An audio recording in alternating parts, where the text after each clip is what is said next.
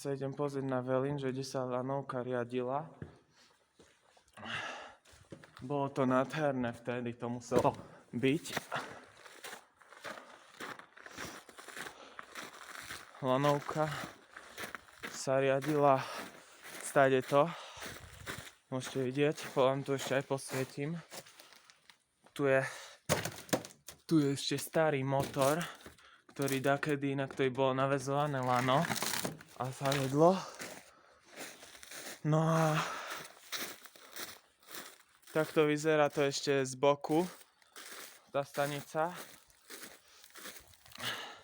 Už je celá rozpadnutá, už sa pomaly prepadáva.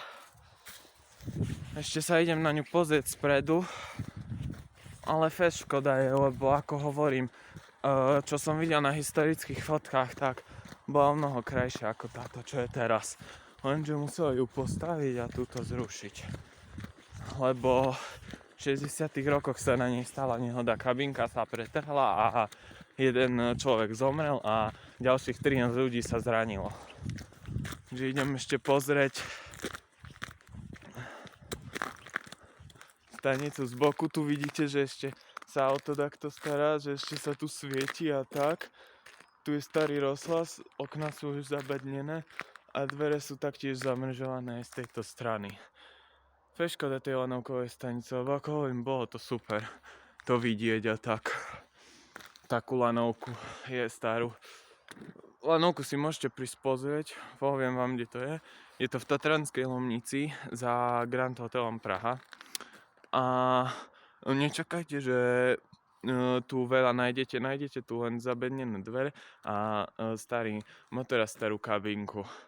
Ale ako hovorím, zbytočne som sa sem hodinu trepal, pretože stanica je zabednená a zo všade a nedá sa ísť do stanice, ale aspoň kabinku a toto som videl.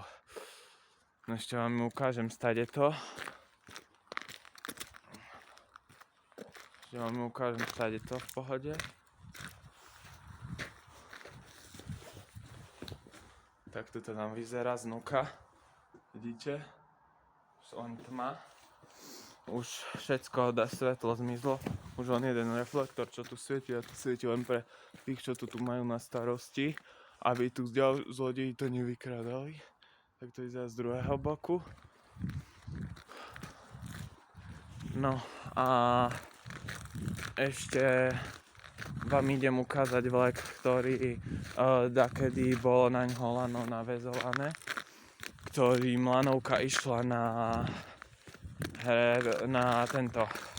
A ešte som chcel, že lanovku zatvorili v roku 2005 a vybudovaná bola 1927 a milióny ľudí povozilo, akým ju zavreli. Čiže je jej fest veľká škoda, lebo ako hovorím, mohla ešte fungovať, alebo aspoň kabinku mohli dať muzea.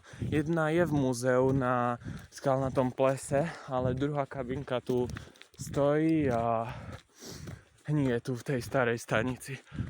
Škoda je. Na Instagram dám potom fotky, že ako to vyzeralo v minulosti tá lanovka a ako to vyzerá dnes. A je to fest škoda, hovorím ako. A ten vlek, vám stade to natočím, ten vlek sa nachádza tam, to je vlek, ktorý dakedy išiel na Skalnaté pleso z lanovky, no a to už je len tam, kde sme začínali. Tak sa s vami lúčim a u ďalšieho videa zase čau.